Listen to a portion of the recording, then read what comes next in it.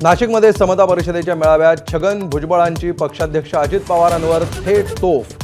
पटेल तटकरेंसह मुख्यमंत्री फडणवीसांनीही केले मंत्रिपदासाठीचे प्रयत्न, मात्र अजितदादांनी बैठक घेतलीच नसल्याचा भुजबळांचा डोकेस्फोट।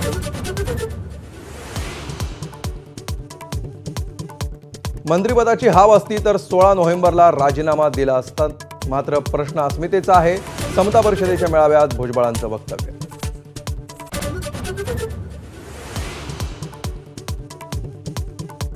बाबासाहेब आंबेडकरांविषयीच्या वक्तव्याप्रकरणी अमित शहांनी माफी मागावी, काँग्रेसची मागणी। आंबेडकरांऐवजी काँग्रेसनं देवाचं नाव घेतलं असतं तर 7 पिढ्या स्वर्गात गेल्या असत्या, शहांचं वक्तव्य।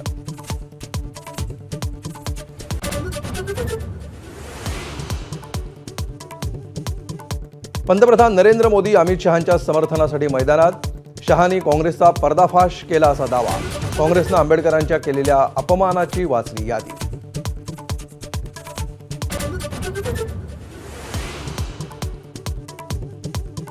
आंबेडकर विरोधी वक्तव्य करणाऱ्या अमित शहांवर भाजप काय कारवाई करणार? उद्धव ठाकरेंचा सवाल। भाजपची मनुविकृती समोर आली अशी टीका।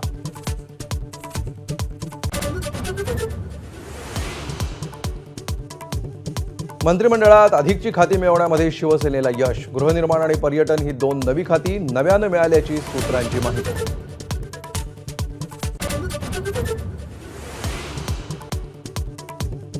संपवण्याची आणि जेलमध्ये टाकण्याची भाषा करणारे भेटतात तेव्हा आश्चर्य वाटतं।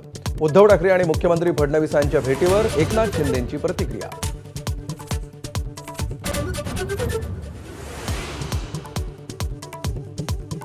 राम शिंदे विधान परिषदेचे नवे सभापती। उद्या औपचारिक घोषणा, आज केवळ राम शिंदेंचाच अर्ज दाखल।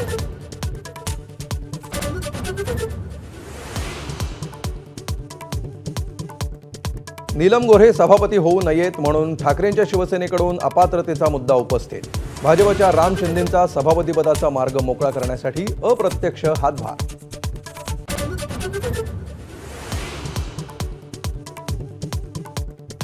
शरद पवारांनी संसद भवनात घेतली पंतप्रधान मोदींची भेट। शेतकऱ्यांच्या प्रश्नांसंदर्भात चर्चा झाल्याची पवारांची माहिती।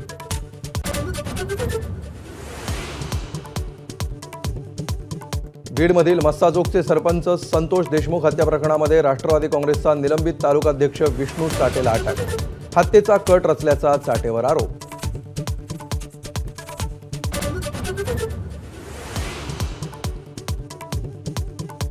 ब्रिस्बेन कसोटीनंतर टीम इंडियाचा ऑफ स्पिनर रविचंद्रन अश्विनची निवृत्ती।